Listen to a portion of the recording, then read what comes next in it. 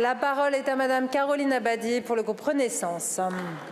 Merci Madame la Présidente, chers collègues. Monsieur le garde des Sceaux, Robert Badinter disait que le plus grand abolitionniste était Victor Hugo.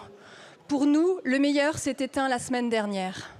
Ce matin, le président de la République lui a rendu un vibrant hommage national devant la foule réunie place Vendôme, d'où Robert Badinter mena, entre autres combats, celui de l'abolition de la peine de mort.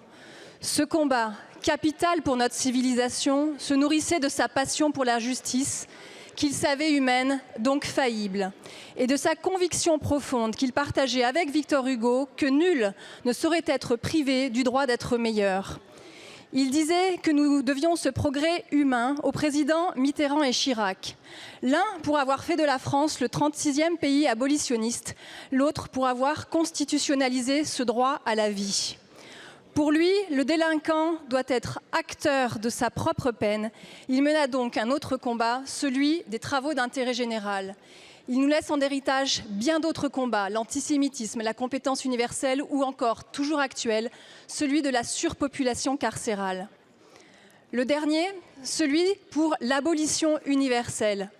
Malgré le moratoire signé par 123 pays, c'était l'année dernière encore 883 vies dilapidées, électrocutées, coupées en deux. Aucune étude n'a pourtant jamais établi le pouvoir dissuasif de la peine de mort.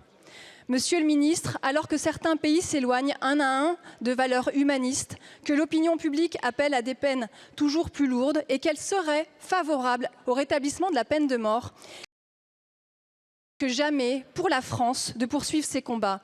Monsieur le ministre, veuillez nous éclairer, s'il vous plaît, sur l'état des combats de Robert Badinter, que je sais sont vôtres.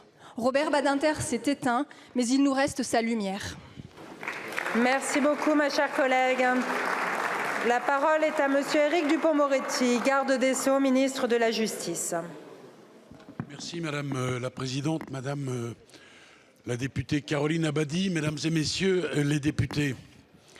Dire, comme je l'entends souvent, que la justice serait laxiste me générerait de la délinquance, c'est une offense à l'héritage que nous laisse Robert Badinter.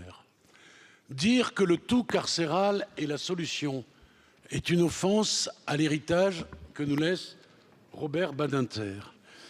Il disait souvent à propos de l'exemplarité que lorsque les voyous commettent des infractions, ils ont d'abord la certitude de ne pas se faire prendre et ils ne commettent pas leurs infractions un code pénal sous le bras. C'est une réalité. Il serait bon de ne pas oublier cela. Vient ensuite, bien sûr, le travail d'intérêt général. Création de Robert Badinter, que certains ne veulent plus voir dans notre code pénal. À bon entendeur, salut. Et nous avons fait en sorte d'en multiplier le nombre parce que nous croyons que c'est une peine qui est une peine efficace et nous savons qu'elle a fait ses preuves. S'agissant de la peine de mort, l'extrême droite tergiverse encore et encore et encore. 2012, c'est dans le programme de Madame Le Pen. Puis elle dit à titre personnel, j'y suis favorable au retour de la peine de mort, mais à titre politique. Enfin, on ne sait plus trop où on est. Monsieur Bardella, d'ailleurs, le roi de la prétérition, veut l'abolition sans la vouloir, tout en la voulant. Alors les chiffres, les voilà.